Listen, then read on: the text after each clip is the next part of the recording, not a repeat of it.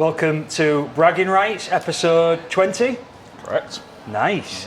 Yeah. Sponsored by Comscaf and filmed at the home of the pod, Tribal, as always, as you can see around us.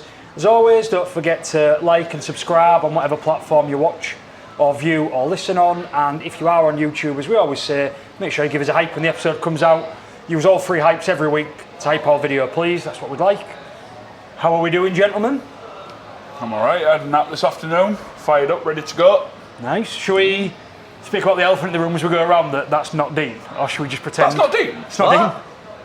Oh, that's not Dean. You didn't like Dean's makeover? I prefer it. I like the hair. Dean's hair looks better now. Yeah, we've cloned Jimmy, as you can see. No, this week we've got James, or as we'll keep calling him, Abel, on the pod.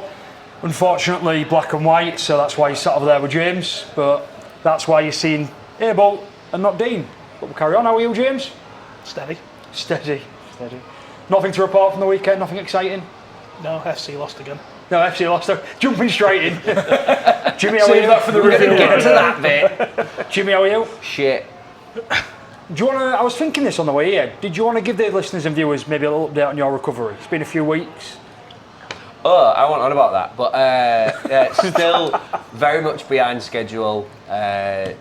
Surgeon's not happy. Basically, the treatment I get for my MS is meaning that my recovery of my nerves after surgery is slower than it should be. So still can't walk properly, still in a lot of pain. I'm regretting asking now. Also means I didn't go to Warrington because standing up for too long is fucking painful. There's a lot of FC fans that wish they didn't go to Warrington, so count yourself lucky. There's a lot of Warrington fans wish to go to Warrington as well. But you're right, we will get to that. So if everyone's all right, we will move on to game reviews, and we're starting with Rovers this week. If we have to. Hull Kingston Rovers at Wakefield Trinity. I was saying to Susan the other day, I wish they were still called the Wildcats. Of all the team name changes and all the logo changes, I liked Wildcats. I love their shirt that they've re-brought back out. Yeah, smart, innit? Red and For blue. Magic. Yeah. With the old badge, and they've gone back to the Wildcats for that one game. I think that's class. I love that. Yeah, I was impressed. But yeah, I mean, you've got to give a shout out to what Matt Ellis, their chairman's, doing over there. Like, you know, he's revamped the stadium. He's put a roof on that opposite to the end with the council flats in it. He's built that new stand down the side, which I think's the Neil Fox MBE stand. And they're just doing great things, and it's great to see a traditional club like Wakefield growing, basically. They get a lot of comparisons to Rovers, don't they? Say now they're the next Rovers. A lot of money pumped in, building the squad depth, getting some bigger signings, starting to see results on the field. Is they the next one? I think another good comparison to them's Lee. You know, Lee have pumped the money in. They've got up there. They're a challenging team. They've won something. You know, they won Challenge Cup against us a few years back. But the difference is, and you said it to start with, the chairman, just there's so much more likeable about Wakefield. And I think the reason with Lee is it's not actually Lee or the Lee fans, although the leopard print is bad, in my opinion. It's not having Beaumont. That's what it is. I love that all it's taken is 2 defeats in a row for you two to turn into me and Dean and do everything you can to just not talk about the game. No, I did have it wrote down. I meant to speak about it last year and I totally forgot. The game was worse in quality than the game last year, but we'll get into that in a bit. But I just thought, you know, you need to give them credit for what they've done from where they've been. 2 seasons ago, there was a championship club, whereas now they're, you know, perennial playoff contenders year in, year out now. So you got to give them credit. And like you said about making them likeable, even Darryl Powell, I'm finding it really difficult to dislike him, and I used to despise the man. See, I've never disliked him. I can't say I liked him, but I never had like a hatred out for him. But I quite like, he's quite forward, you know what I mean? Rightly so, at the end of the game, he made some complaints about video refs, referee and things like that, which is quite nice from referees. We all did though, didn't we? Open about it. I mean, I didn't like the fact that he was saying he did send his guys down to speak to the linesman and the referee and say what's going on and ask those questions. It feels a bit like influencing, and I think in a game like that it was right to do so. But yeah, I don't dislike him. Wakey just, on the game itself for me, Wakey deserved the credit. Of course they do. I think the better team on the day won. I wouldn't say that, you know, we was deserving of the win. I think we threw away a chance of a win, which we'll talk about with a Sue red card. But look, any time that you're losing to a team in the playoffs, a team that are fair. You're losing by 2 points away from home. On a game where all the Rovers fans seem to be talking about how bad we played and we was rubbish, and we was rubbish through the middle, we did make some daft mistakes. I think you've got to start being realistic and take it. We won a lot of close games last year, and maybe we won't win as many close games this year, but you come out the end of it, you're fifth in the table, 4 points off the top with a game in hand, and you've lost to a team you've just called perennial playoff contenders and a team that are fared, in a game where, honestly, could you rate any Rovers player above a 7 out of 10? No, not really. Still, really, there's positives to be took from it in terms of Rovers. That we did this last year. We complained about Rovers' performances where we won games, and it feels a bit like that in some ways. That you're that close, and yet you know. Playing bad and losing by 2 points isn't that bad, is it? When everyone agrees that you played badly. Yeah. Well, no one's saying we played well, hadn't it? So. But yeah, we was looking to bounce back, weren't we, after Wembley, and we always say we get a response, and we did have a bit of a response because, especially with how the game started, this could have quite easily gone away from us because Wakefield were rolling us down the middle. Budgie kept jamming in, kept getting caught out wide. You know, they were getting a lot of success down our left edge. I don't know if it's down to tiredness and maybe a bit of mental fatigue where we're just making a couple of wrong decisions here and there, and it's costing us on the pitch maybe. I don't know. The forwards looked tired. The forwards looked like they were getting rolled. We definitely lost the forward battle. I think last week Willa took a lot out of them. And maybe we are getting found out in terms of not having great squad rotation. It worked out in our favour last year, you know, you can't argue that. Maybe this year it's not, and maybe that extra year on the legs for a lot of our players in the forward pack, it doesn't help. And, you know, you look at Whitbread coming back from having the baby, looked fatigued, looked laboured, he missed some easy tackles in the middle, you don't expect him to... Yeah, you don't expect him to miss those. Minnie playing not great again. Gildart was poor. Yeah, Gildart seems to be giving a lot of penalties away. I think I counted 4 by Gildart. Yeah, I don't know what the answer is, and I don't know if that is what it is, but it was, overall, I've seen a lot of people online saying that was the most entertaining game of the round to watch. And if you sort of put yourself in neutral shoes and think about how close it was and the things that happened in it, I can see that. But as a Rovers fan, it wasn't good watching. Yeah, we should have tied it up, and obviously people love a last minute winner, don't they, because it's rememberable. So...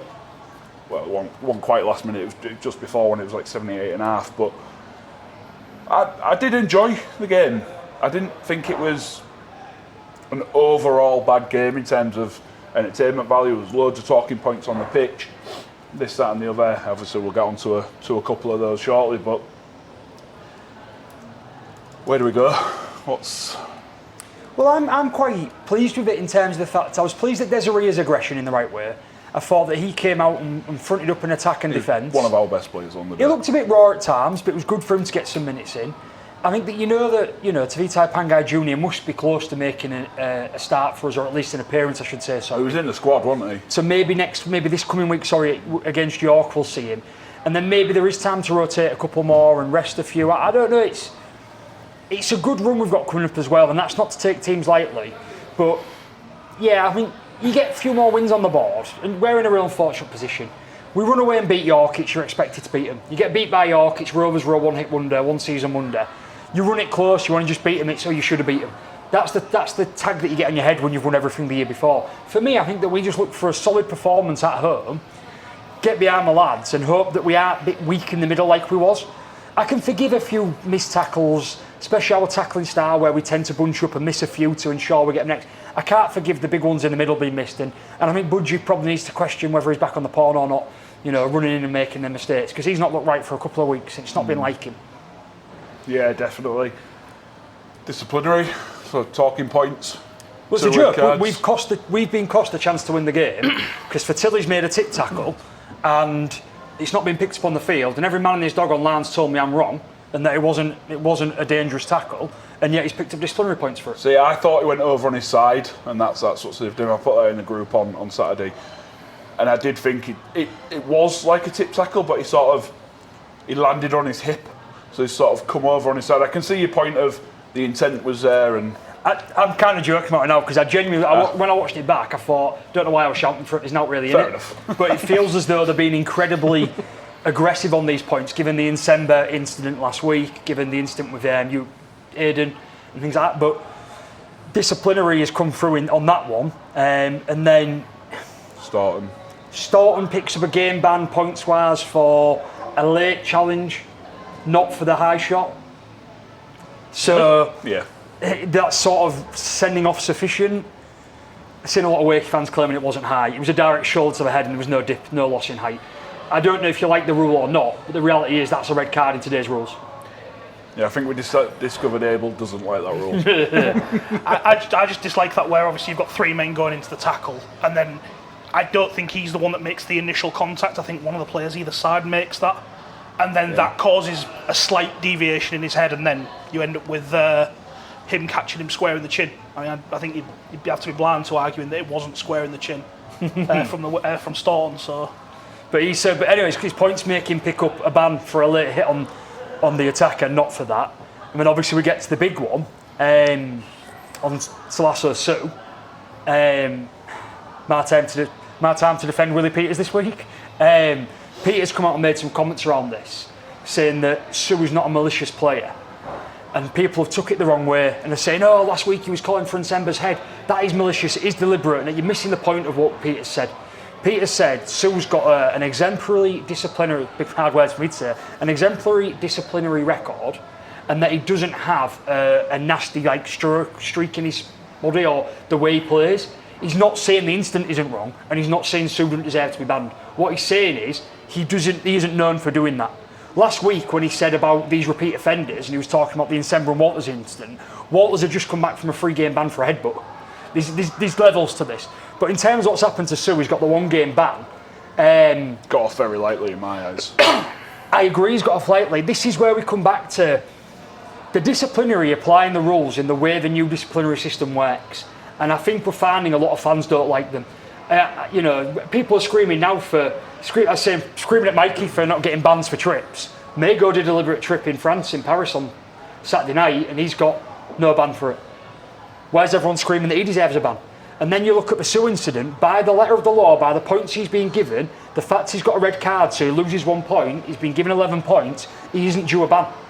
All it tells me, not just this incident, but all the incidents we've had so far this year, especially this weekend, is this new point system doesn't work, it's not fit for purpose. I can't disagree. We've been saying that since it came out, since before it was even used. I looked at it and I was like, no, I don't like that. So we'll give it a try. You've got to let things play through and see how they work. But the longer it's going on, the longer it's just showing that it needs gone. Needs gone. Next season, hopefully, beginning of the season, it goes back to a normal disciplinary process. are we looking at the old system with rose-tinted glasses though? Because I still feel like there was enough people complaining about the old system. You're always going to get people who complain. So it's a real good point, do you know why? Because a while back we had a bit of a back and forth, not an argument, a back and forth between us, a good discussion on how do we feel about the new video ref decisions, right? And we said, things like, what are the answers? Take away the video ref, not have the video ref decision. And you're not going to please everybody. I think that one thing we can do to mitigate it, in my opinion, is be a little bit more transparent in the process. Share the meeting minutes and share what's been said. I don't want to watch, I probably would on that bar and I'd probably watch the hours meeting but if you can share what's been said, and especially when they do go to tribunal and people plead the case, let us know what's been discussed. Because all I'm hearing now is that Sue's got away with one game because the disciplinary is scared of giving any points to Rovers because they know that Hudgell always kicks their ass every time that he goes disciplinary. He goes in, he goes boom, lawyered, and we always get off. Love that reference. Yeah. Which is weird anyway, because the tribunal, the disciplinary committee is made up of, there is a lawyer on the committee. Not an Hudgell though. Not an Hudgell, no. I want to say my last piece, I'll pass over to Craig. I just wanted to say a couple of things. I watched coverage on BBC. The coverage from BBC on John Keir was fantastic. I found it really moving, really well done. Love that. At half time, what they did was fantastic. I thought it was really nice. You could see in the ground the words that were said beforehand and before the moment silence, which was really nicely observed by everybody. Really well done there. I thought it was really good. And in my opinion, look, I was gutted to lose, but was there a more fitting way for that game to end than a nearly last-minute try for Wakey? Not the underdog, quote unquote, but probably the underdog in that situation, to one of John Keir. And I can stomach a loss like that with how it was, and especially, and I just like to think, he's probably watched down with that game with a big smile. So shout out to everyone involved. at the game and at BBC for the involvement in doing all that, because I just thought it was lovely for him. With his fingers going like the clappers. Yeah. I like the one on Sky on the Leeds game, was it? The piano man. And they started off with him doing his fingers like that. I thought that was quite touching, well, hopefully be a bit more of a jovial pod next week. So a couple of shout outs from me I forgot to do last week actually. Zoe, Tim and the gang, who I usually got on our coach down to Wembley and other times. Forgot the rest of the names, not gonna lie, I'd had a few sherbets, but one of the daughters glittered my beard for me, shall we say. You say one of my daughters, big beard. No, she glittered my beard, so shout out to them guys. And what I did forget, something close to my heart, is Angie. She had loved last week's trip, going on the coach. You know Tex, don't you? Yes. It's Tex's brother's wife who passed. She would have loved that trip down to Wembley, and she's never far from my heart, Colin's heart, and everybody else's heart. So just wanted to give a shout out to Angie for that. Nice. Miss you, Ange. That was a bit more difficult than I assumed it was going to be. When I wrote it down, I thought I'm going to be all right. So quick round up then before we finish. Not a pleasant week for the Robins all round. The women went down 4 points to 40 against Manchester Swinton Lionesses in quite a heavy defeat, which they've been going quite well, so if it was just one of those games or something else. And the reserves went down 16-36 at Bradford Bulls. Couldn't find any information on the wheelchair, the juniors or anything like that, so if I have missed them and you are part of what they do, let us know and I'll correct it next week. Just going to say, we've asked this before, haven't we? And I mean it again to listeners and viewers. If we're missing something obvious to find these results, there's somewhere where we can see them clearer. I went on the foundation page on X, I went on the foundation page on Facebook, and there was just nothing. So surely someone from the foundation watches, or someone that knows someone at the foundation watches, that be able to. Yeah, I would assume so. If, like Josh just said, if we've missed anything, feel free to drop us a message on YouTube, an email, which Jimmy will pick up, or Instagram or anything like that, and then we'll correct it next week. Bragging Rights is proudly sponsored by Comscaf. Hull's own Comscaf have been keeping things safe and steady for over 30 years, providing professional scaffolding services nationwide. If you need a team you can trust for your next project, big or small, head to comscaf.co.uk or give them a call on 01482 782 181.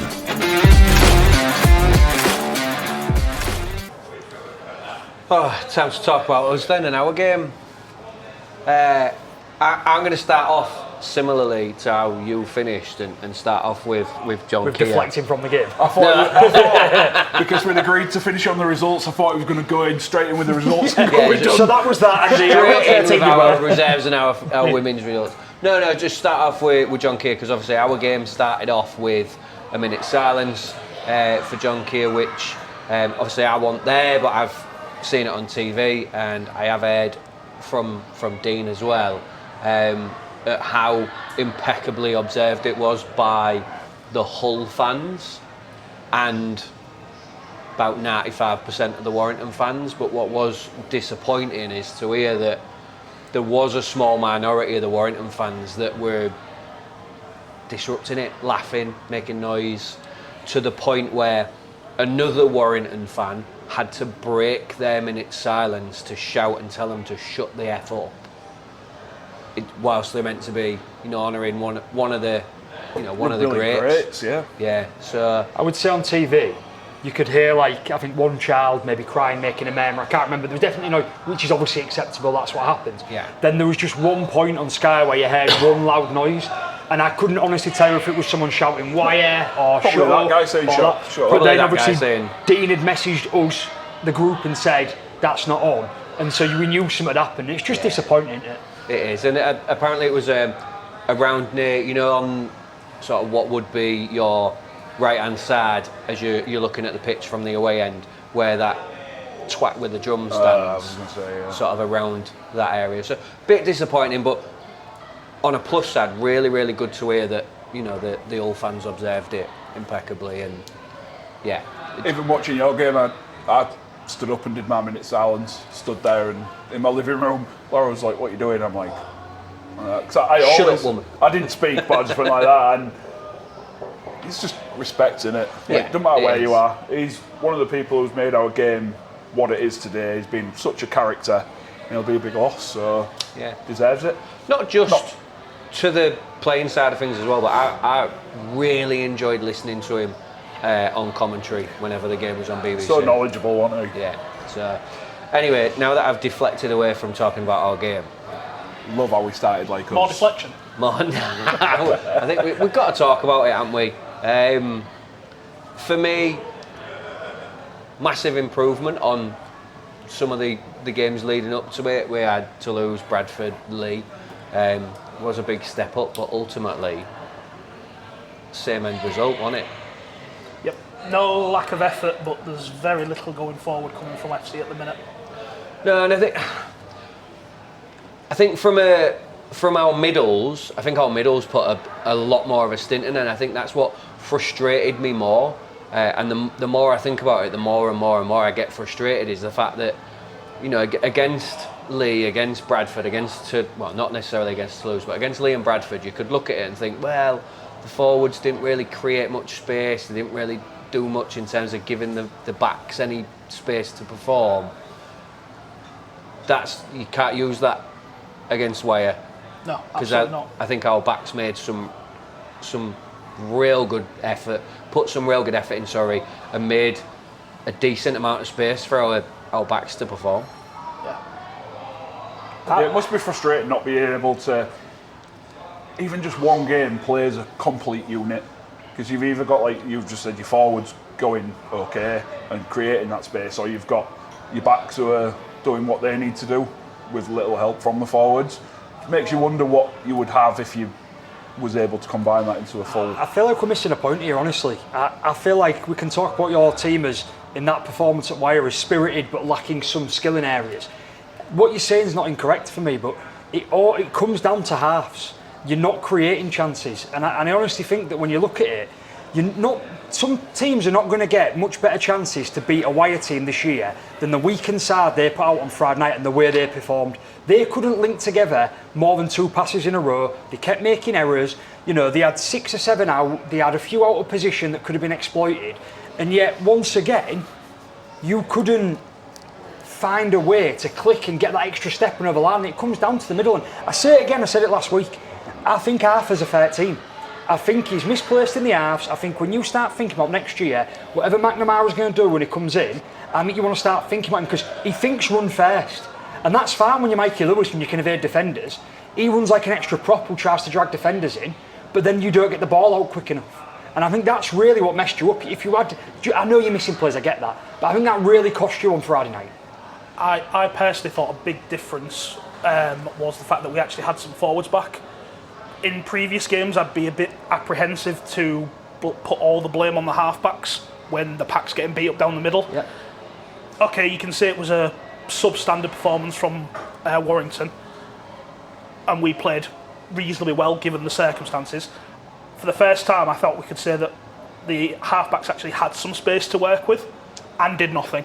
That's fair. Yeah. Do you know, so Yeah, in this instance, I think at least in this game, we can actually sort of, if we're going to apportion blame, we can actually put it at the halves' feet this time and not just say, oh, there's extenuating circumstances. Why? They're playing poorly, other than them playing poorly. First time on the pod and you're saying Caesar out already. I love it. I love it. I think for a while though, it's been a topic of conversation saying that Caesar and Arthur don't work together, or Arthur's shit, or Caesar's shit, and that's been getting said for weeks and weeks and weeks. That could still be true. I mean, it is. I think it is now. But a lot of that's been said whilst they're playing behind a beaten pack, and then they had such a fantastic opportunity behind. I wouldn't say a dominant pack, but a pack that was creating space for them, and also that ball was getting to them at decent pace off the back of Cust, because like I know we all know how we'll play. Comes off a dummy half, goes straight to the 13, and the 13 then links into the halves. Previously, especially since Asiata's injury, we've either had someone there that can do it in Bell that's playing behind a beaten pack, or I think at one time we had Fash there who's just not going to get that ball out there fast enough. we had a pack that was creating space, we had a 13 that was getting the ball to the 6 and 7 at good pace, and they did nothing. There is no excuse for the lack of creativity that we had on Friday night, and that's the most disappointing thing for me. And that's without even talking about how absolutely dire, once again, Amir Burrow was at 9. Do you know what gets me about it? I say all the time, if I was an old fan, how I'd feel to try and put my shoes in, trying to not like get it laboured on the point of like, are we on another rebuild? Is the season over? And all that rubbish. And the one that would get me is whenever everything feels like it's you know, insanity, trying the same thing over and over and getting different results. It's like another season where you're injury hit, you're not going anywhere. But last season and even the season before, you nicked these victories, right? And no one remembers now if there was against full strength teams. No one remembers the Wigan squad you beat in the Challenge Cup. No one remembers the Wigan squad you beat at home. They just remember that you beat Wigan. And I know they had some youngsters in there, but it doesn't matter now because history just shows, unlike that terrible team you was beat them, you had that chance to beat Wire and you didn't get it. And that's what the difference in this whole team this year feels to me. As I'm saying about Rovers losing them close games this year, what we won last year, I feel like you're not finding the right way to get over the line in these close games that you could win to what would be, you know, big wins for you in a season like this. And I know the problem is injuries in the halfbacks, but I don't know what the mentality shift is. I don't know what happens from here. You can say injuries, but I mean we went to a VP Association meeting last night, me and Dean, and young Ben Johnson was there, and one stat that he brought up that really shocked me that I didn't realise. Hull FC's line defence statistically is the best in the league. In our own 20, we've got the best defence in the league. On average, there, you're going to be, aren't you? Well, yeah, we've got enough practice, haven't we? But he said on average, I think it takes 18 plays to break our line down in our own 20. So when you take that into account, when you take the fact that defensively we're not the worst team at all, we can make meters when we want to make meters. I'm looking at it and I'm thinking it's not a full rebuild for me. It is a half-back and a 13. Would you go this week then against Huddersfield? Would you put Arthur at 13? I won't be against giving it a try. Can't make anything worse, can it? No, because then you've got that ball handler like you like to have at 13. You've got that ball handler, and if he wants to run, then fine, you're a forward. I wouldn't be against putting Cust at 9, Arthur at 13, and bringing Kemp into the halves, and having a bit of youth in the halves. It's the perfect team to do it against, isn't it, Huddersfield? They're low on form, they're low on confidence. You're at home. The reason why I like it particularly is it's not about saying your season's done, you're on your rebuild and all that, you know, banter. We are hitting the halfway point of the season now. It's this week, right? Arthur has shown me nothing that shows that he can be a Super League player. I can't class a couple of glimpses in a couple of games where he's done a handful of things. He needs to put together that full performance. You know, I called Caesar out for it, but I've seen him do it last couple of seasons. And then I saw him do it against Leeds at home for you guys earlier this season. But with Arthur, he's got to find his footing because otherwise he isn't going to achieve out this year. And at this point, he's done nothing as a halfback. Get him into 13, give him a go, and importantly, get Burrow out, get Cust in at hooker, see what you can do. I mean, I don't think anyone would argue with Burrow not being a hooker. I think we're a victim of circumstance to a little bit on that one. There is that. And it's to add to the frustration of the fact that, like, throughout our time in Super League, we've been blessed with some top quality 9s. You mentioned a few in the group, didn't you? Yeah. And I looked down that list and I was like, you've got Berrigan, you've got Outen, Josh Hodgson, Jeslerton. Oh, yeah, all right, fair enough. even Dean Treaster, as you said. But in games like this, where we did have an opportunity to win, you can't get away with 2 forward passes from dummy half when you've got momentum behind you, and then the petulance and stupidity that he had at the end of the game to get himself sin-binned when we're camped on our own line. There's still only 2 points in it, and that just allows them to break our line down and get that extra try. It's Coach killers. It is madness. It wasn't even the most stupid thing he did. The most stupid thing he did was that after his second forward pass from dummy half, in frustration, he threw his gum shield away. Did he really? Yeah, I saw that. Did he set it off so that someone thought he had a... Well, he tried to throw it behind him, but it went forward to him. Oh, no. I don't know. I'll ask you two now, because I used to ask Dean, I asked him every time. But James, you're new to this. You're now the FC guy for us this week on this. Where do you see this season going for you, and what does success look like for you? Because we are going in a bit of a circle. It's hard to put a figure and a finishing point, but you're not a playoff team, are you? So what do you want to see? I'd like to see us get close to. I think I'd like to see just the performances be better. Ultimately, I think the final positions don't ultimately matter that much now that realistically we ain't getting right up there. I would say I want to see some better play once we start getting more players back, because we are going to get players back over the next weeks, months, or whatever, and we should see better performances as that happens. If we're not, then that's down to either coaching or the playing staff that have been there all the time. And especially when you've got a new coach coming in next year, I think that some of them players should be trying to put their best foot forward to make sure that they stick around next year, if that's the plan. Because obviously McNamara's going to have people he's looking at now, and when we're not performing particularly well, he's going to want to pick out the ones that are performing better amongst the dross. So, that's a great word. Dross. I like that. Do you know, I think that's a good answer on that, and I do agree with what you say. It's probably a good thing to look for. You might maybe see Cartwright come back, and we'll talk about that in your preview for what's coming up this week. But I think the biggest misstep that you've made, a few that FC are going to have made in this period when we look back, is the news this week about Sam Esse signing for Bradford on a 3-year deal. I think that's a lot to do with him wanting to go back to Wigan and prove himself, for sure. He wanted to do that.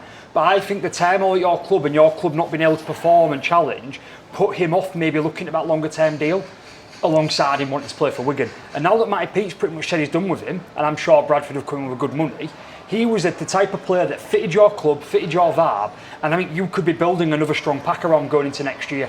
And that's the type of thing where they take years to get over, because they don't always come along those opportunities, do they? I know you've got good players at Hill there, you've got Esse to come back, but I think Sam Esse is one we'll look back on and say, he probably should have stayed in Hull play.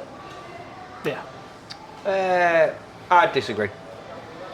I know there was a lot of hype around Sam Esse and what he did on a couple of occasions for us.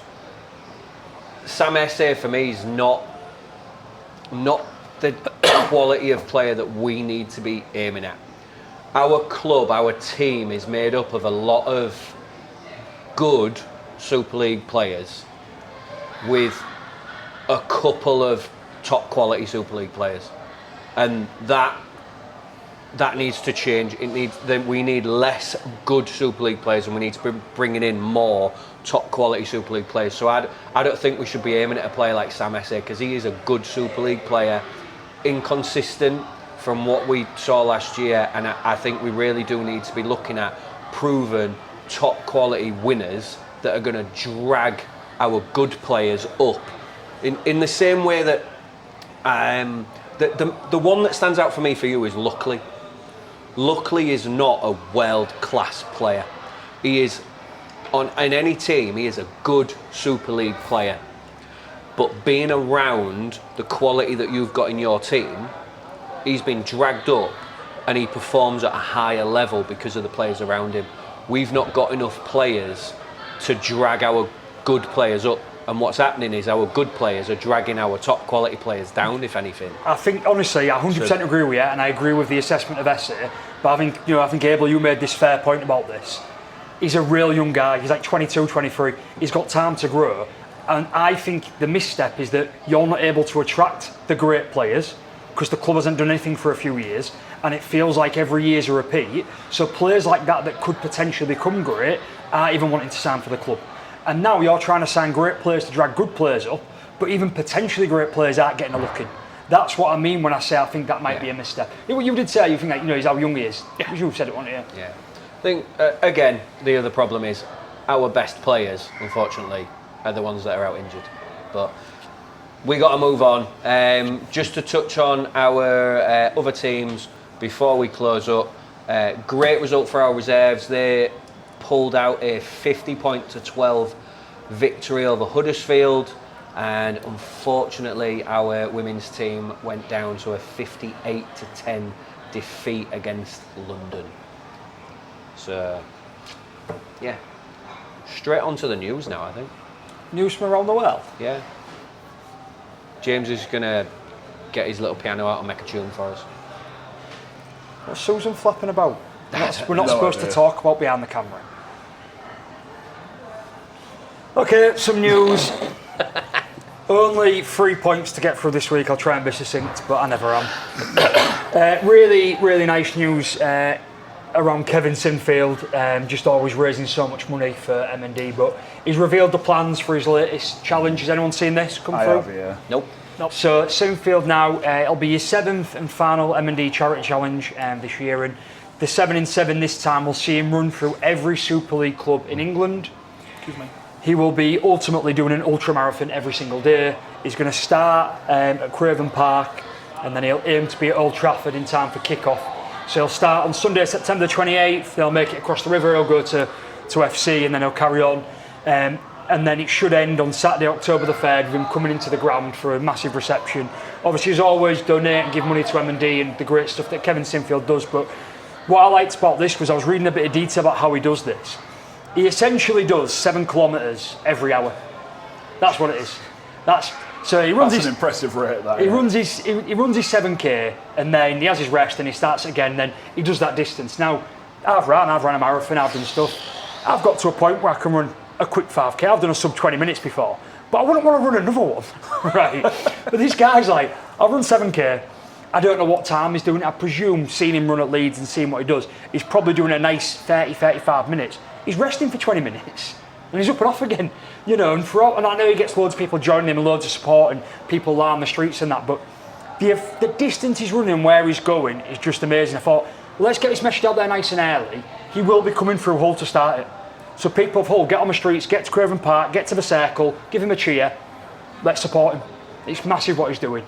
I mean, I for one look forward to seeing him come through into Old Trafford on the grand final and give him a cheer there. That's news. Attendances looked pretty strong across the board at the halfway point of the season now. Attendances in general are trending up on last year. That's good news for Rugby League. But the 3 big standout ones this week were just under 13,500 people were at Headingley for the Leeds and Saints game. So really good attendance there. They were pretty much the leader of the round. The Wakey and KR game at the DIY Kitchen Stadium, 8,608, which is really good. You know, I think they say they can get a max 9K, but I don't think they can. I think it was the 3rd highest attendance of the round, that one, from what I could remember reading. I believe you're correct. So really good there for them. As you say, Wakey doing the right things off the field to bring fans in, to create an environment similar to Craven Street. It's a place away fans want to go as well. Well, it's a place you never used to want to go. Yeah, but now it's if they can sort that terrace out for where the away fans go down the side, cracking ground they'll have there. Yeah, absolutely. And then final bit of news this week, quite important, new breaking news today I thought was quite nice, but ex-Hull FC prop, might have written his name, Kane Evans. Kane Evans, yeah. I realised I didn't write his name, he just come ahead. Ex-Hull FC prop, Kane Evans, has come out as gay this week, following a 20-year battle in which he struggled with his sexuality and had repeated thoughts of suicide. He really did struggle for a long time. He's only the 2nd current or former NRL player to have openly come out as gay after Ian Roberts did this over 30 years ago. Now, what Evans has come about, and I urge people to go and watch the interview or read it if you can. He's quite powerful in terms of what he talks about, how his life intentions, his life goals, and how they related around doing the best job he could, providing for his family, and then killing himself because he couldn't deal with the demons in his head. He couldn't deal with the battles he was having over something as trivial as his sexuality, which in reality nobody actually cares about. But then the flip side of that is, in such a macho sport, in such a macho dominated rugby league world, actually there's still a stigma around things like this, and it's really brave what this guy's done to come out, and we're all glad that the guy's still here. You know, over 150 NRL appearances. I'm not sure how many he did for you guys back in the day. Couple of seasons. I don't know how many appearances he got. There's a couple of seasons though, wasn't it? Still been 20, 30 appearances, and yeah, look, we just, we applaud him, say well done for finally coming out and doing this. Hope it helps other people. And, all the best to him in the future, and hopefully it encourages other people, not just people struggling with sexuality, people struggling anyway, to speak up and be themselves. Well, we hope that with the Gareth Thomas, when he came out, because he was a big name in both codes, obviously played Union for Wales, and he also played for Crusaders when they were in the Super League guys. He came out. Keegan Hurst has also come out, who I think he was at Dewsbury, I believe. Yeah. He was their captain one. No, Batley. Sorry, Batley. My apologies. But like you say, I just hope it brings more people to have the confidence and the willing to say, this is me. If you don't like it, that's your fault. Especially with him, giving such a powerful interview and openly saying that he was suicidal, and them 3 goals, I read them 3 goals this morning, and the third one being, find a way to top myself. I hope that people, whether it be rugby, whether it be football, anyone that's watching, whether it just be someone that doesn't play sport, can watch that and think, I can relate to that. I just need to come out and be strong enough, and maybe not, just do it straight away, but find a friend, speak to someone, come out slowly, do it at whatever pace you need to do it, but do it, because at the end of the day, we had a guy who we played with, and he went through life pretending to be straight, and he even got married, and then came out, but what he also did was he disappeared. And for us as players, we never wanted him to disappear. Like, we'd have gladly have had him in the changing rooms and supported him in his journey, but he decided to disappear for whatever reason. And I would just like to hope that, I know we say 2026, but I would have said the same thing in 2020 or 2015. You don't need to hide. And I say that with my viewpoint on the world, and we say it with our viewpoints on the world. Unfortunately, there are other people out there that might be the reason why you are. Hopefully this encourages people to just come out. Yeah, look, I play for an inclusive side, an LGBTQ plus all-inclusive side. It's the other code of rugby, it's rugby union. But honestly, that's the problem. that is the issue, but obviously the homophobia and the transphobia and all the other phobias that go with your sexuality, they are widely reported, and you can understand why a lot of people don't come out. You can totally understand it. When I've had conversations with players that I play alongside, and they really struggled from time to time with their issues. So it leads to Jimmy's point there, what he said about talking. Even if you don't want to play rugby, you don't understand rugby, just come down. I know I'm plugging Roundheads a little bit here, whole Roundheads. It's a team. So just talk to somebody. There's always somebody out there that's willing to talk, even like myself. And it's not changed my way of thinking, because I was never really homophobic or transphobic or any of those phobics, as I've already said. But it really does open your eyes to the things we as straight men don't really see. So, Jimmy just said, beautiful point. Just speak to somebody, straight, gay, bi, trans, whatever. Just speak to somebody, and if it's going to take you away from that suicidal edge, such as Kane Evans has done, then we're all for it. Yeah, absolutely. And look, some great words from everyone there. The point being here is, this is a great news story, because this was very close to being former Hull FC star kills himself, and we haven't got that. Yeah. So that's why it's a great news story. I think and that's what we would always rather see. Absolutely. Right, that's it from news from around the world today. No tune this week, sorry everyone.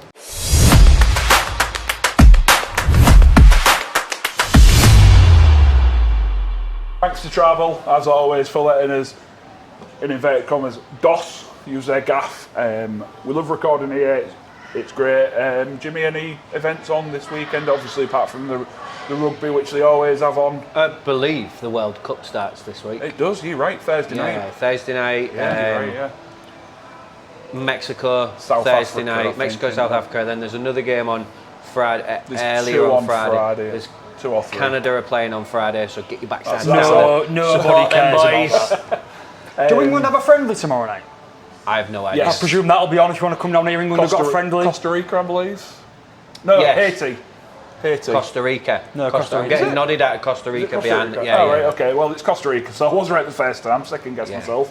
But for the Hull City fans, Canada versus Bosnia, you've got Hadzimetovic versus Miller. Get down here. No. Yes. Next Wednesday, when the World Cup starts for England, their first game will be on in here. Yeah, and then come down get on in, next enjoy it. Thursday. We could have plugged that next week. Next Thursday, and then watch Canada again. I'm not here to plug Little America. And as always, thanks to 7 Gold. Unfortunately, this week we ain't got any of the toffee one. Because you drank it all. Which I'm highly upset about. But as you can see, beautifully presented bottle. It tastes superb. We've all got our favourite flavours. Mine's the toffee, as you all know. If you want to come in and buy a bottle, do just that. Someone did the other day. Someone did, bought 2. Bought 2 bottles. We've got Reach. We've We've got got Billy Reach. Boston Knighthoods. We're selling 7 Gold vodka for people. You know, Not and shot as there, always, drink responsibly.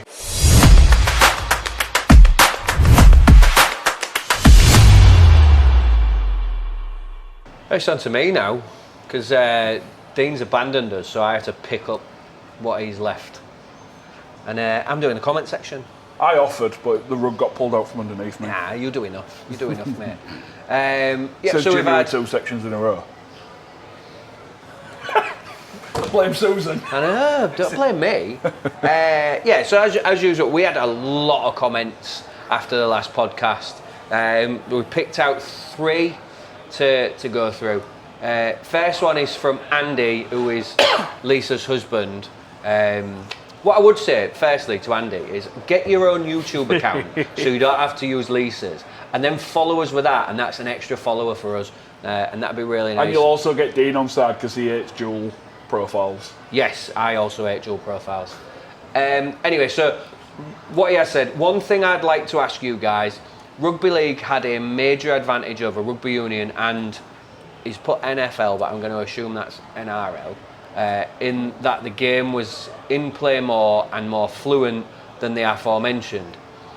Is this video refereeing and captain's challenges and drinks breaks spoiling the game as a spectacle? Also, are players beginning to play for fouls more like in football? Oh, double-ended question there. I think firstly, one coach came out this week, I can't remember who it was. I think it might have been Andy Last actually, because you had 3 successful challenges, then an unsuccessful one. He said, that's absolutely fine. He said, but the amount of time it's taken them to get to this decision, whether it's right or wrong, the amount of time it's taken is extending the game. Rovers' game on Saturday night was over 2 hours long. You know, it's an hour and 20-minute game. That's 40 minutes, or 25 minutes if you take out half-time, say 15 minutes for half-time. That's 25 minutes. They moved the Rovers game an hour early so everyone could watch the big Wigan game in Paris, and we didn't get to see kick-off. You wouldn't have seen it anyway because the camera was at the top of the Eiffel Tower, according to you. So, And when he did it. I think the process is good. I like the captain's challenge, but also it needs a revamp. I think it just needs in the same way that we've got a clock to say, right, you've got 60 seconds to kick a conversion. We've got a clock to say you've got 60 seconds to, or however long it is, 30 seconds for the 30 scrum. seconds for the scrum and 30 seconds for the dropout. There needs to be a clock for the captain's challenge. But I think the problem is that what we don't have that the NRL has is they've got their bunker and they've got like 7 or 8 screens that they're looking at, and they're looking at everything all in one go. It appears, based on what we hear on TV, that the video ref can only see one thing at a time, and he's constantly saying, oh, can I have that view, can I have that view? And then the producers at Sky just don't understand what the bloody hell they're doing, give him the wrong view, and he's like, oh, slow it down, and he plays it at full pace. Just don't understand why they can't have the controls themselves, why someone else has to do it. Yeah, like in football. Yeah, VAR and the NRL bunker, they both control their own replays, I guess, but just to tidy it up, do you go, the video referee's got a minute, and if you can't decide, then it just goes to the referee's on-field decision. Something like that would tidy it up, because you're getting 4 and 5 minute video referee decisions. It's ridiculous. I kind of think unless it's blatant, the video ref shouldn't really be getting involved. Like if it's not very, very obvious that the ref on field has got a wrong call, leave it be. Yeah, I'm kind of in agreement. I think that at some point, we're never going to have the funding, probably not going to, not never say never, probably not going to have the funding to afford a bunker with multiple referees and multiple cameras. It isn't going to happen. The sport doesn't make enough money. So at some point, I think you have to kind of, see where the cut-off point is. And did you just fall back and say, we don't have a video ref? Or if we do, it's very strict, stringent rules where the ref's decision is always final. I like that we're trying different things. I just think that right now, the point that was made there by the comment was, are we affecting our game? And I think we are. Yeah, massively. Because I don't want to watch multiple angles, and I don't like my least favourite one, even though I know we do it because every team does, using your captain's challenger plate in the game because it gives you a breather and rest and gets your legs back in. And it bit us on the arse, didn't it, on Saturday, but you've seen it prove successful so many times, that tactic. I'm not. I also think there's I don't know if I wasn't going to talk much on this, but I'm going to point now. But I also think there's a culture difference between us and the NRL. Have you noticed the players in the NRL? I'm not saying we don't get aggrieved by bad decisions or like bunker reviews and things like that, or captain's challenge, but they get told, it gets checked, they shut up and they carry on. We've got this culture thing all of a sudden of, I'll hang on to the ball and I'll argue a bit more. We've had players sin bin this week for arguing, players that won't shut up. We've got players that can't stop talking to the referee, that won't let them get away. Honestly, we just seem to have a culture problem in the Super League. We slow our own game down by allowing our players too much control. I'm not being funny, but us four all played on the same team as amateur. We all saw decisions go against us and we all saw decisions go for us. We all did cheeky things we got away with, we all did cheeky things we didn't get away with. You go back a bit more in that light and get the game refed a little bit more of, there isn't a video referee, there isn't a camera here, I'm in charge, I'm the man in the middle, and I think you start to do away with some of the problems that we're seeing. I think when I look back at when we played, it was always that, yes sir, no sir. The referee, he won, ref, or whatever his first name was. You never spoke to him by his first name. It was always sir. And to be honest, I think it's still like that in the amateur game. I think the pros have lost that. There's no, they don't look at the referee as the judge, jury, and executioner like they should. The referee's decision should be final, barring a video referee. And the players need to learn how to respect that, stop giving him shit. And I think, if it was me and I'm at the RFL, I'd turn around and say, right, if anyone other than the captain approaches you as a referee and you tell them to go away and they don't, sin bin them, send them off. Yeah, we have to do that at Roundheads. Only the captain can speak to the ref. That's how it should be. Yeah. Thing is, though, the rules haven't changed, has it? It's just the application again. Do you know? No. Oh, sorry. So is the attitude of the players as well? Yeah. Like I said, no one's said it's okay for all the players to speak to the referee. The refs have allowed it, so therefore the players do it. The refs are their own worst enemies, and I've said this and I'll say it again. They're not your mates. I don't want to hear, Mikey, get back 10. Mikey ain't your mate. Number 7, get back 10. Number 8, get back 10. Yeah. Number 12, you're offside, right? Bit of military style numbering. 7 blue, 7 red, whatever colour you do. Like Caesar, they do in Union. Caesar, if you approach me and shout at me one more time, you will go for 10 minutes. Yeah, but right, I've told you 10 minutes. Right, start refereeing it and advocating the rules. You are the man in the middle, you are in charge. Earn back some respect. Frustrate the fans saying God into being tight, and then we'll get rid of this rubbish.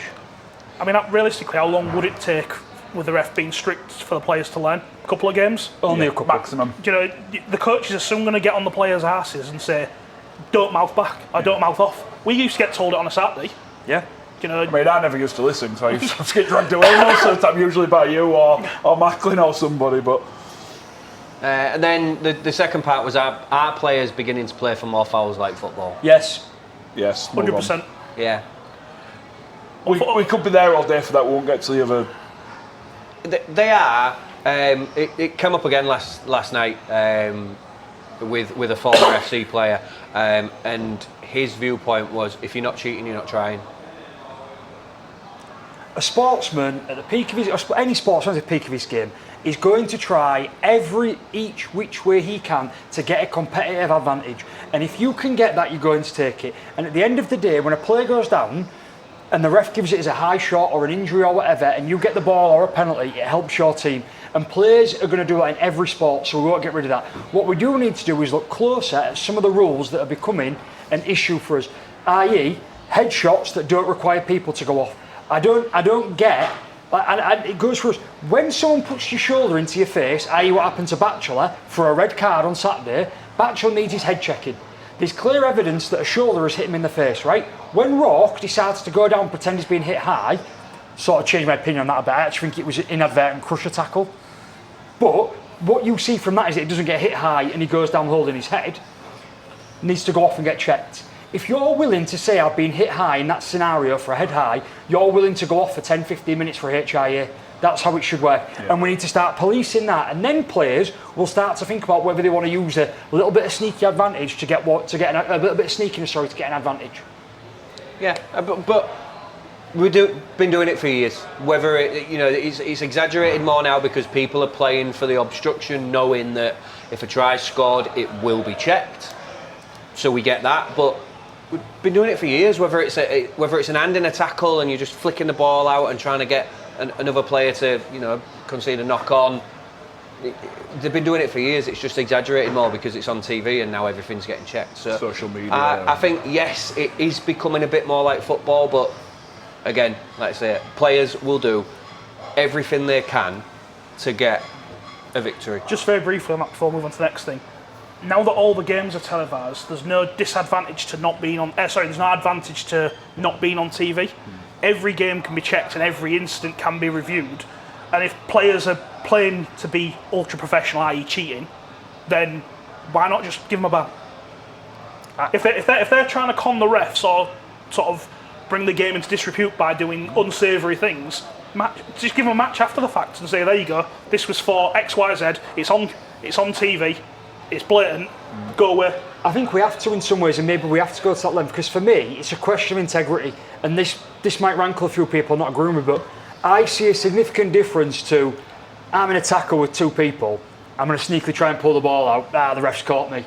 Your hands are in, yeah, all right, I was naughty, you're not allowed to do that. To, I'm going to pretend I've been hit in the head to try and win a penalty. I think there's a level of integrity that I'd like to think that I wouldn't do personally, but at the same time, I know there's players of my club that'll do it.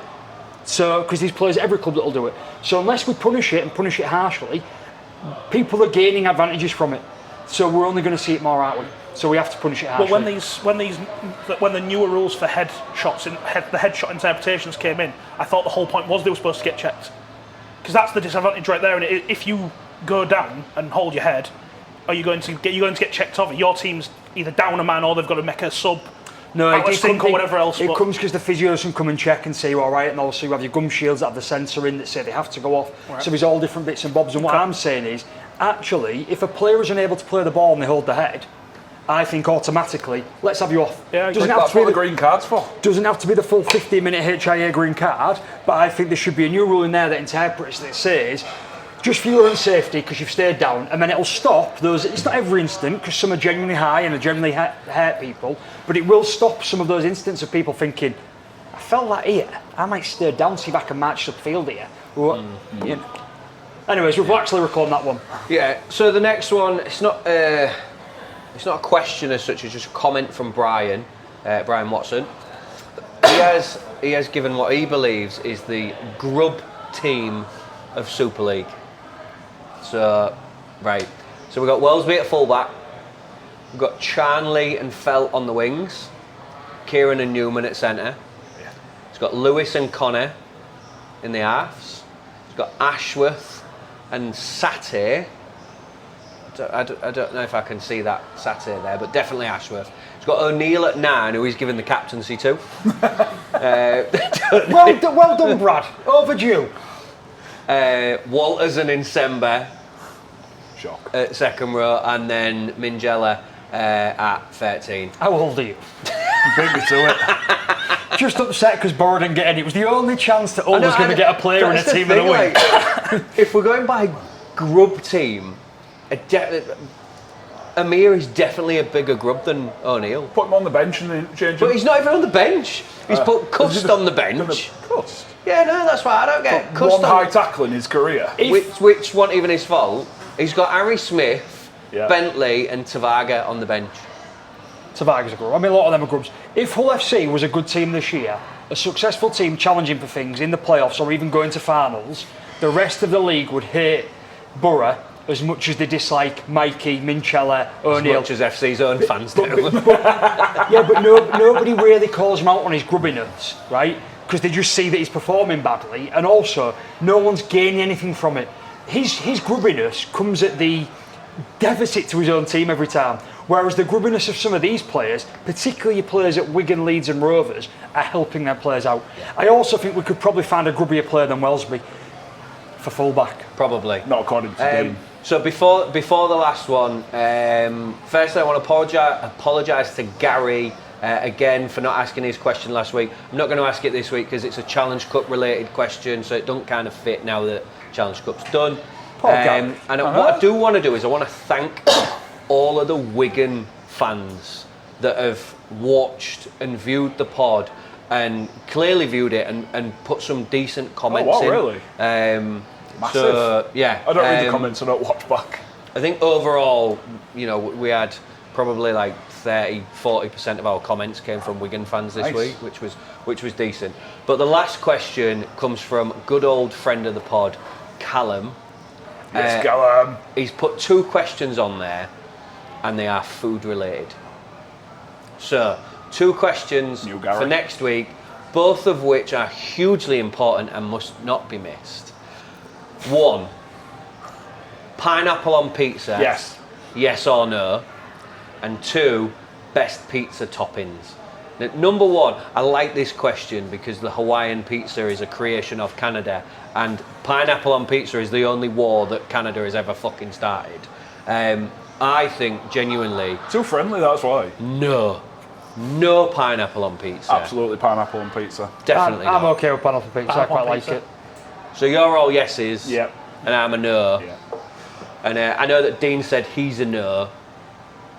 Susan's a no. 3-3. So it's 3-3. 5. And then number 2, best topping on pizza. Barbecue, chicken and doner. That's more than 1 topping, but okay. No, it comes as 1 pizza, so it's 1 So topping. you want just 1 topping then? No, to be fair, it does say best pizza toppings. Well, there we go then. Barbecue, chicken and doner for me. Keep it simple, pepperoni. I like Josh is just Googling pizza toppings. Josh is Googling pizza.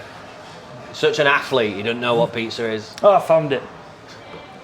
We're not sponsored by them, but Top Dog street food in Hull that I enjoy on South Coates. Their Dog's Bollocks pizza at the minute is my go-to.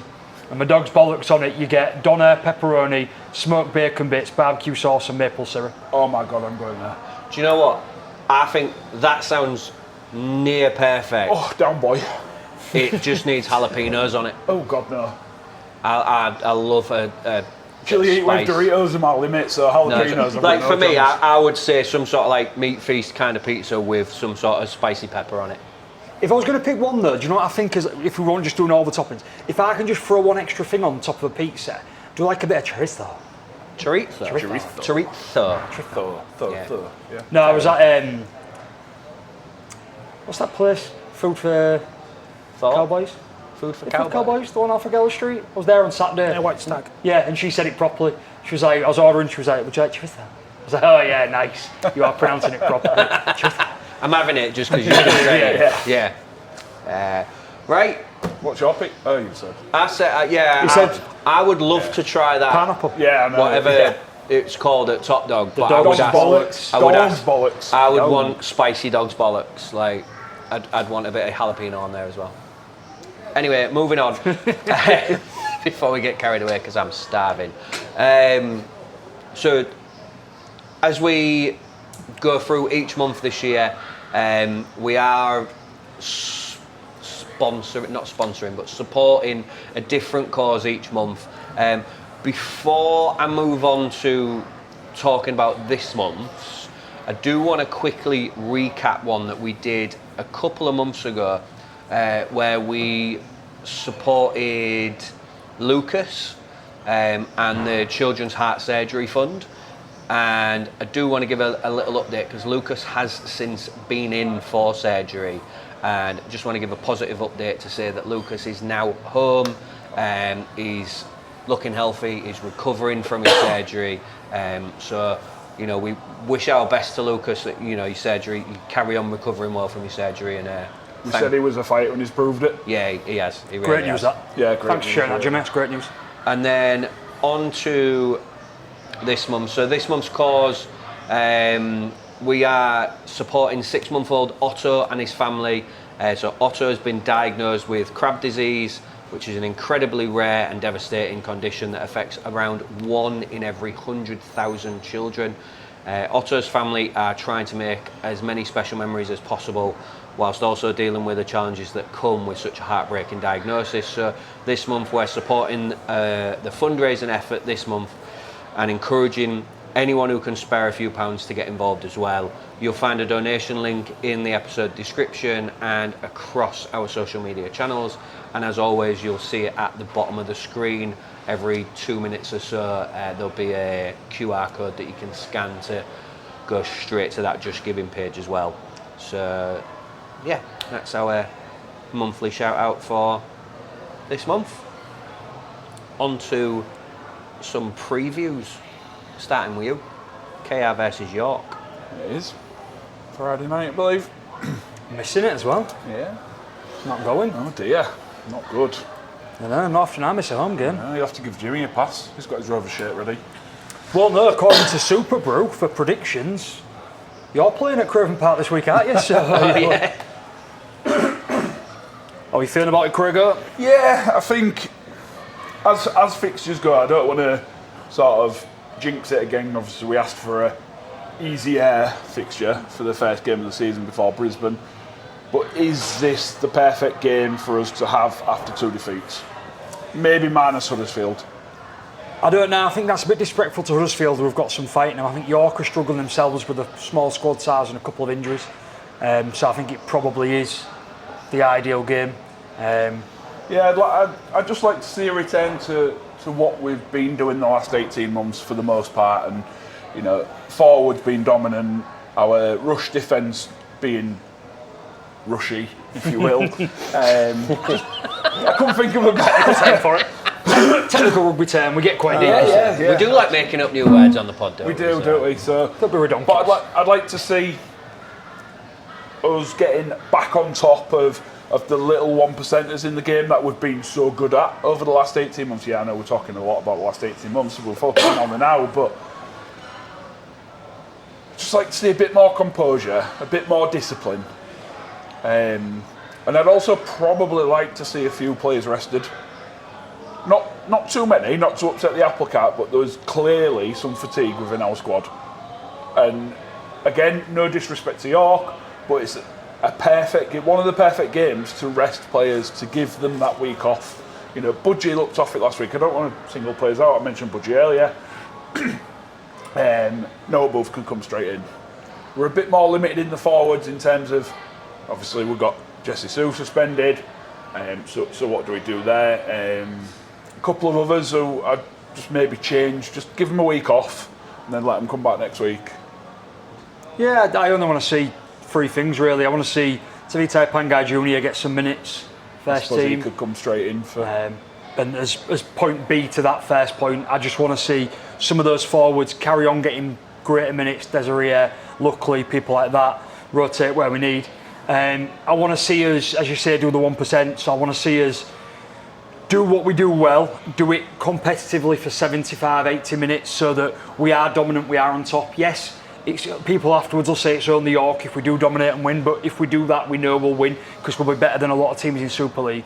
And then I also want to see Michael Lewis get tripped up in the 76th minute, a sin bin for Liam Harris, and a Mikey drop goal to win it. I don't think my heart could handle a drop goal game. I'd like to see it sewn up long before then, if possible.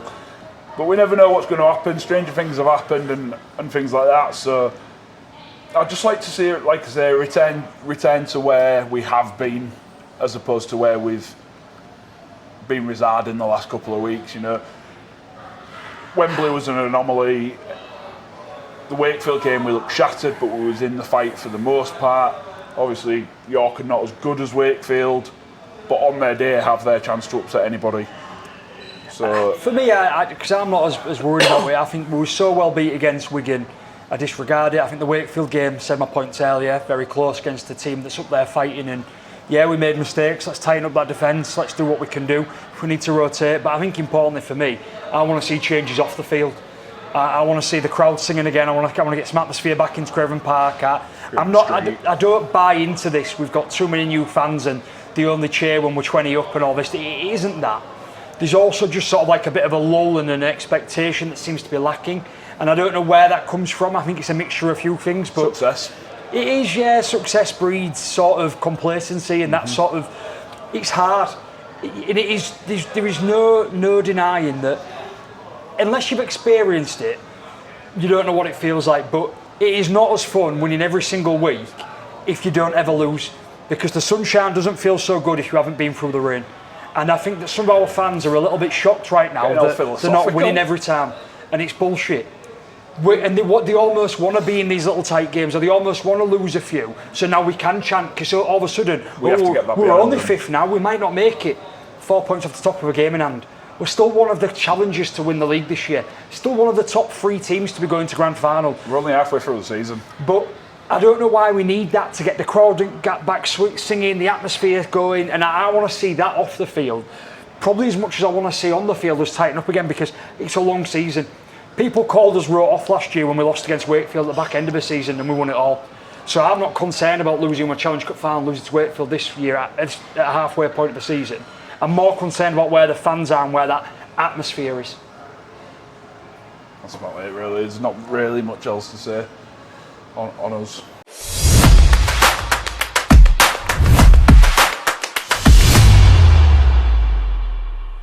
We'll talk about us then.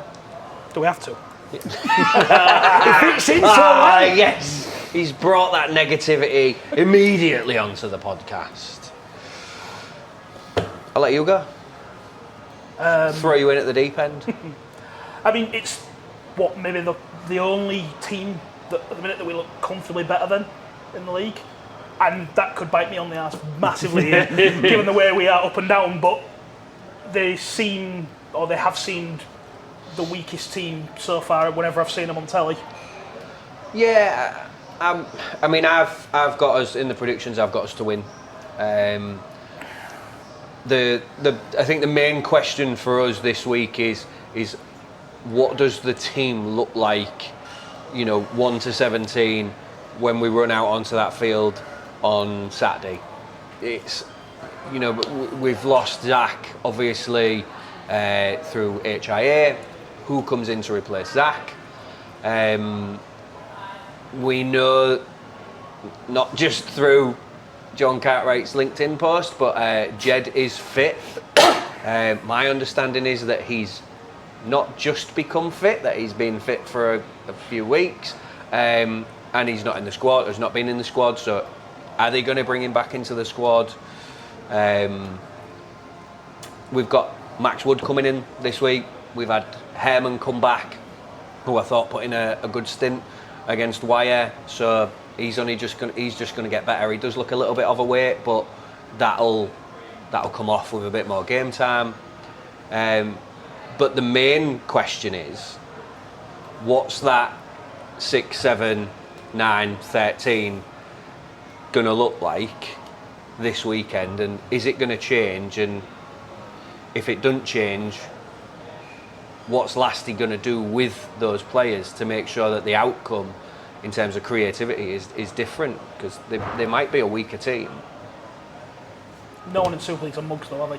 No. They just happen to be the weakest team in the league at the minute, I think. Your problem is that, as we've discussed before, you've lost to the 3 newly promoted sides. Yeah. Now, that isn't a direct correlation. Huddersfield have been really, really badly injury hit throughout the year, and they have looked poor at times, but they've also looked decent at times. And I'll spoiler alert, but I'm actually going to back Huddersfield. And the reason why, I give the guys credit, I don't trust your team right now to know how to score points. I trust you on your line to defend 18 tackles before you let one in. And I trust that you'll do the right things and keep a tight game. But without Zach's leadership and without the effort he goes to, when you get caught in these tight games where they're really close, which I can see this being, I don't trust any of your other players to do something special to win it, because you've relied on the Hardacre too much this year to do it. Yeah, I think it's going to be a really low scoring game, and I don't think any of our points really are going to come from sort of set plays within their 20 or 30. I think it's going to be a case of that look of the bounce and maybe someone just, making a break and finding a gap here or there, catching them quick off the back of the ruck and scooting. With Borough. Not Borough. Maybe Oh, no, you're putting SSA maybe Moyle there. get in there or Custo get in there and get a quick break off a quick play of the ball. I hope it's 1-0 with a Stanley Jean bicycle kick drop goal. Genny. Sorry, Kenny Jean. Yeah. I mean, in terms of, I honestly think this is going to be one of the most boring games of the season. Not just for 2 weeks in a row, but for the league in general. Because them trying to break us down, our line defence will hold out, I think. But we'll get right up there and we won't be able to break them down. It'll just be frustrating for both teams. Watch it be like 50-48 now he said that. I think that's a fair point, though. I think these type of games, you did it last year, you could never tell which way they were going to go. All of a sudden, both defences don't turn up. And it does become a 32-28 and you're just trading tries back and forth. On my one man says you don't know how to score points, but you did that for 3 weeks and then put 50 at cast, didn't you? Yeah. You don't know what team's going to turn up for both you and Huddersfield, and I genuinely think anyone doing the predictions this week, I don't think anyone's going to be laughed at if they go one way or the other in this game. No, I don't think so. Like I said, I think just going back to the point you were making about the spine, that's the big thing. Like, if there's change and we still play poorly, then is it what we're are we intentionally playing like safe because the confidence is low, or is it a matter of say if we don't change, there's proof of that. But if you do change, that's what I said. If you do change and then it's the same stuff again and again, that's not what they're being coached, is it? That's just what the playing personnel are doing. It's the right rock and hard place, that though, isn't it? Because if you try something, if it doesn't work and everyone's screaming to change something, and then they don't change it, it's get Lasty out. Lasty's going anyways. He's not going, but he's out anyways because you've already got a new coach for next year, and that just adds fuel to the fire of write the season off, and you don't want that as fans. No. Yeah, if you change the players and the end product is the same, then the blame then shifts from the players to the playbook, and who knows what it is. But right now it's a playbook. They're just using Barney Stinson's instead of a rugby one. Pass it out wide and hope one of the young lads makes a break, and if we don't like it, Caesar shout at the referee. Yeah. It's a one-page document. Why do you have to be like that? I'm going to see if I can find it for next week.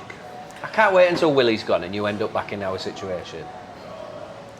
And all your fans leave and then your temporary stand gets knocked down because you don't need it. That's why you won't build a proper one, innit? Because Willie's leaving, you're going to end up back like us. I know, it's a beauty, innit? We get to decide to keep it, take it down, build what we want. Can I go off topic real quickly out? Oh, no, yeah, why not? Why not? We do every week. I was having a discussion with my barber. Your barber? My barber. Okay. About rugby. Do you know the point he raised? And I wanted to ask it, I should have sent it as a question, shouldn't I? It was like, rugby league and Super League as a sport, is it better in a stadium or in a ground? Ground. We were talking about obviously the two Hull clubs about what's going to happen when the SMC chuck you guys out and you're playing on Costello and all this. I've got something to say on that. All that stuff. We was on about that and he was saying like it is better, not specifically at Craven Park, but it is better at a ground than a stadium. I was like, and I'm saying it now because you guys are all nodding along, because I believe you're on my wavelength. Yeah, absolutely. People in your comments in that this week, let us know if you disagree. And I'm sure sometimes, like when you're in a big stadium for a big game, it's different packed out, but majority of the time, ground over stadium? Oh yeah, 90% of the time, like World Club Challenge, the atmosphere for that in a stadium was unbelievable. But and for a derby, 9 times out of 10, the atmosphere is brilliant. But for the most part, you need a smaller, more compact ground. Places like the Jungle, like the DIY kitchens, like ours. Even Warrington's to a certain extent, and St Helens, they're perfect sizes for rugby because when they're not sold out, you're still generating an atmosphere and there's still enough noise and vibration around the place to make it feel like an atmosphere. Yeah. Whereas you go to Wigan and if there's no atmosphere there, it's dead. Just touching on what you just said, I know we have gone completely off topic now, but I think we're kind of agreed on prediction for FC versus Huddersfield. Going on to the SMC, so I have here a copy of a letter that was sent to the SMC by Mike Ross, who is not the lawyer out of Suits, but the head of Hull City Council. Sent to Hull City and sent to the SMC, basically congratulating Hull City for getting to the Premier League. No, it was before. It was congratulating them to getting to the playoff final. Bit premature. He says, I also wanted to write to express some concern about recent comments made at the Hull City Fans Forum in relation to the SMC's user agreement with Hull Super League. Whilst I fully recognise and appreciate that there remains 25 years on the stadium lease to the SMC, so it's leased from the council to the SMC so that they can manage it. The stadium was built by Hull City Council as a community stadium in order to provide a permanent home to both Hull City and Hull FC.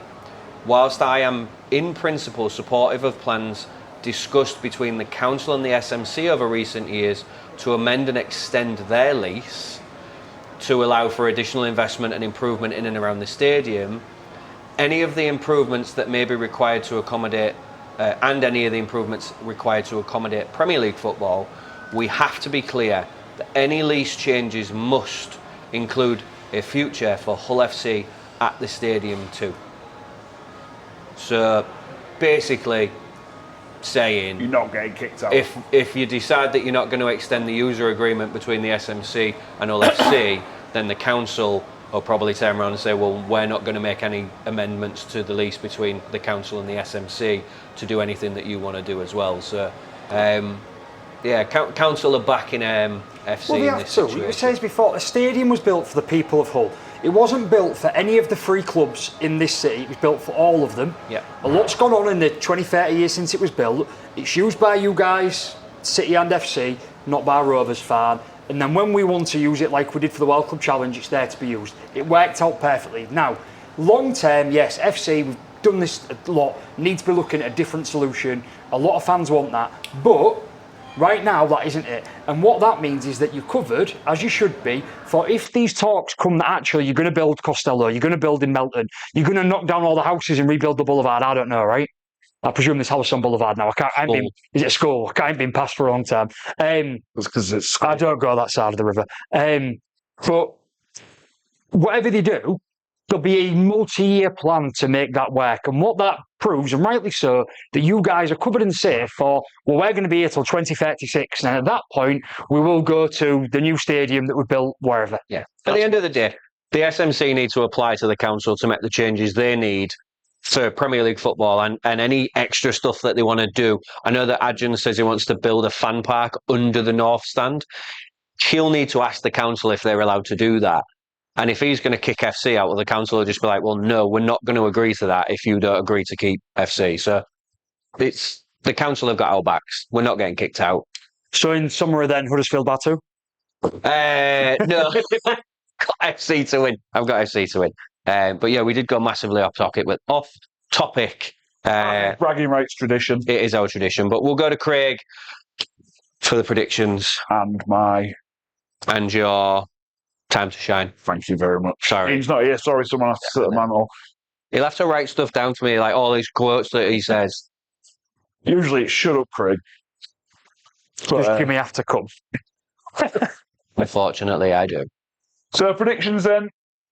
Let's start with the yellow cap for this week, who I believe was the Hull FC shirt giveaway winner in Chris 87, also known as Chris Peacock. Indeed. He's got a whopping 12 points. Wowza. So It's got a what? he's got a whopping 12 points. Oh, I thought you said a crispy something then. It's got, yeah. I did, as I was writing that, no offence, Chris, but as I was writing that, I thought, right, you need to be not immature. Not mature. Oh, I didn't think that. No, evidently not. And then on the flip side, the wooden spoon this week goes to Squishy05, also known as Emma Hussey, who scored a paltry 2.5. So very, very... Not the worst we've seen, but not good. No, but that's usually because people don't predict all the games, so they're scoring 1 point. This person did predict all the games. Unfortunately for them, only scored 2.5 points. Onto our standings then. Susan remains top. He's now on 81.25. He had a great week, going plus 10.75 Dean remains in second, 73.75, up 7.5 from last week, or week before even. Jimmy's spectacular fall from grace continues as I jump above him onto 70.75 after scoring 6.75.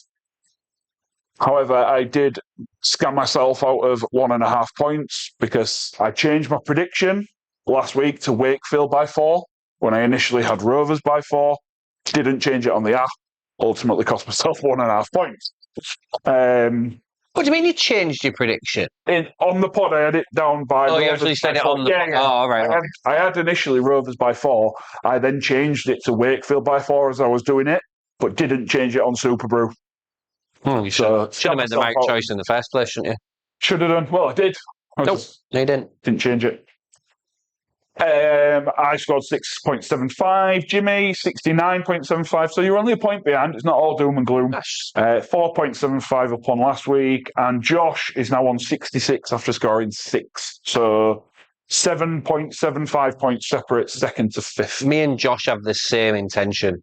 So wait until like the last couple of weeks. What was with the breakaway? Like And Top then- de France breakaway, and you've just been dragged back in and you're going to finish near the end of the peloton. No, I think we realised, I realised I'd maybe used a bit too much energy in the beginning and I just want to bring it back, sit with that peloton for a little while and then You're just hanging off the back, mate. You're hanging out the back I'm of it. pushing you all along. That's what I'm doing. Wouldn't we be dragging you along? if No, that's the I'm case? pushing. I'm pushing. Anyways, this week's fixtures, starting us off on Thursday night at the Brewdog, Saints versus Warrington. I've got Saints by 8. I've got Saints by 8.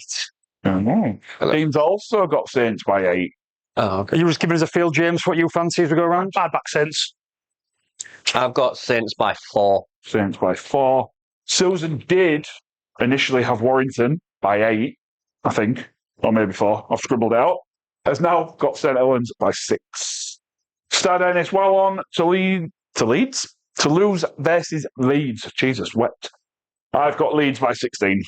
I've got Leeds by 16. You've been copying me because I've had mine wrote down from the beginning. I You've can't- got yours halfway through. I can't read. That's true. Dean's got Leeds by 18. I've got Leeds by 14. I would also back Leeds. Nice, nice. Yeah, and Susan has got Leeds by 12. Rovers versus York, as we've discussed.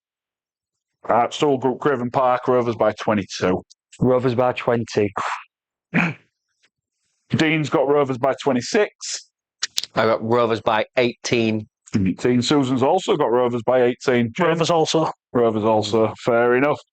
DIY Kitchens and second home game in spin for Wakefield. Wakefield versus Wigan. I was a bit torn with this one, but I don't know how much last week stuck out of Wakefield, so I've gone for Wigan by 10. They've also travelled, so. I've gone for Wakefield by 4. Dean's also gone for Wakefield by 4. Yeah, I copied him as well. Wigan. Wigan I've gone Wigan by 14. away by 14, and Susan's got Wigan by 8. Mm. The Circle, Hull FC versus Huddersfield. I've got FC by 10. I've got Huddersfield by 6. Dean's got Hull FC by 10. I've got LFC by 10. James, FC also. you've got FC, and Susan's got FC by 8.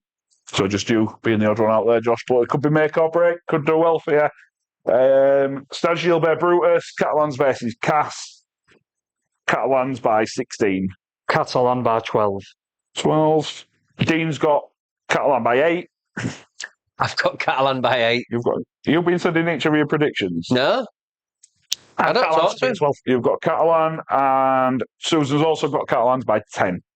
Final game of the round, Bartercard Odsall, Bradford versus Lee. I've got Lee by 8. Lee by 16. Dean's got Lee by 12. I've got Lee by 14. Away by 14, James. Lee as well. Lee as well, and Susan's also gone for Lee by 8. And that rounds up predictions for this week. Couple of tasty ones where could pick up some points if Yeah, I'm or you wrong, could or not.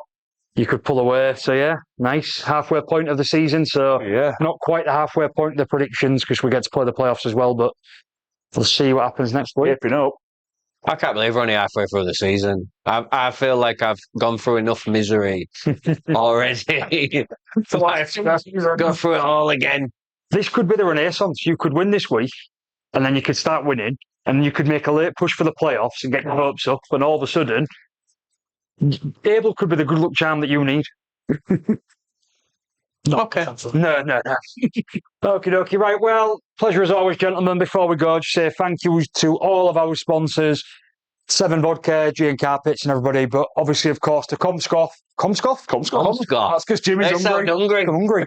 Comscoff, our lead sponsor. It's his food trucks, like he's brought his little side. Comscoff, just outside travel. I'll give him the idea. To Comscaff, our lead sponsor. And thank you, as always, to Tribal, the home of the pod, for always housing, feeding, watering us.